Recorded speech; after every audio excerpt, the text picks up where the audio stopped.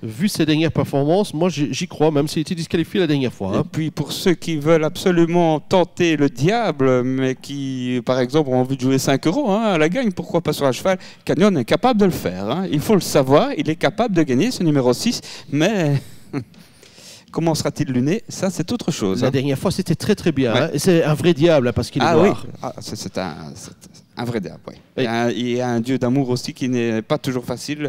Le 2, le 6, mais ça pourrait aussi bien faire le jumelé, tout comme tous les deux dans la mauvaise colonne. Hein. Oui. Ça, c'est sûr. On le voit déjà d'ailleurs, Canyon, hein, il chipote beaucoup, mais il est qualiteux. Souvenez-vous, hein, c'était Raph de Peut qui l'avait mené quelquefois à la victoire l'an passé.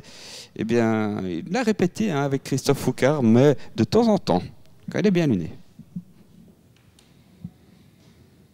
La voiture. Oh là, on a un retardataire. C'est Lodgeveld, le numéro 9, hein, qui ne fait pas la faute, mais qui est très très prudent.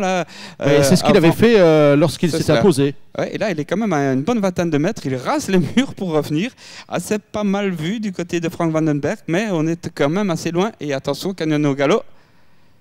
C'est parti hein, dans cette épreuve avec le meilleur départ pour Dario Prof le 3, le 4 aussi, Farlas Frateux est bien parti, mais tout en dehors, Jos Verbeek et Baron Swartland s'installe. Oh, grand galop, Jos Verbeek, c'est fini pour Baron Swartland peut-être. Dario Prof prend le meilleur sur Farlas Frateux, 3 et 4. À l'arrière-garde, eh bien, le numéro 9 est Lodgeveld et le 10 Kellup, tandis que le 6 Canyon est au grand galop et a été disqualifié. Le premier tournant, bien, le 3 Dario Prof va rentrer en tête dans la ligne droite opposée, précède le 4 Farless Varight Out.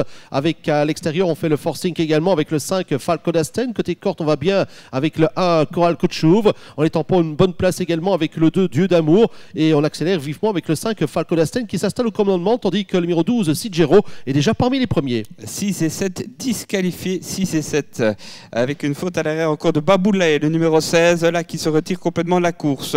C'est Falco d'Asten, le numéro 5 qui prend l'avantage maintenant sur Farless Varight le 4, le 3 à la corde c'est Dario Prof, le 12 c'est très bien rapproché, c'est Sigero, ensuite Coral Kutsuv, une casaque verte avec encore Courseul le 8. Et le 11 Duchesse du Lombard qui est en bonne place. On va rentrer dans la ligne droite des tribunes, il reste un tour à parcourir avec le 5 Falco d'Asten qui est l'avantage et qui précède à l'extérieur toujours en bonne place le 12 Sigero, le 3 Dario Prof avec le 1 Coral Kutchouv à ses côtés, Duchesse du Lombard qui est côté corte avec également en bonne place, eh bien, nous trouvons le 8 Courseul et le numéro 4 Farless Varight Out que j'avais oublié, toujours en deuxième position. On tente de se rapprocher avec le 2 Dieu d'amour qui est assez loin et côté corte on va pas mal avec Ella Butterfly. Ouais, Dieu d'amour pour l'instant elle est à la bonne place, hein, je dirais, avec le 5 Falco d'Asten, Farless Varight Out, le numéro 4 toujours, le 3 Dario Prof qui a un bon parcours côté corde, il y a le 12 Sigero casaque bleu. Derrière, dans la corde, on note encore Duchesse du Lombard, le numéro 11, qui est accompagné par Courseul le 8.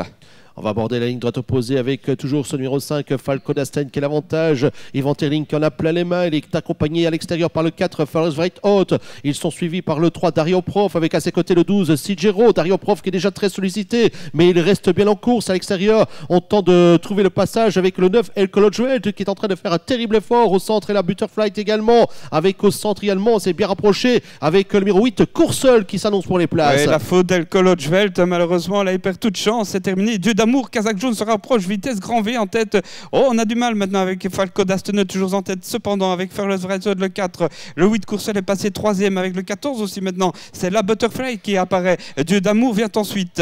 La dernière ligne droite avec le 5 Falco d'Asten qui est l'avantage, mais le 4 Farless Varight Out le déborde très vite avec le 8 Courseul et le 14 et la Butterfly qui termine de plus en plus vite à 100 mètres du but avec le 5 Farless Varight Out qui est l'avantage, le numéro 4 à la lutte avec le 8 Courseul, le 4 le 8 et à l'extérieur le 10 Kellup qui fait une belle ligne droite et qui prend dans la 3e place au dépend du 14 Ella Butterfly.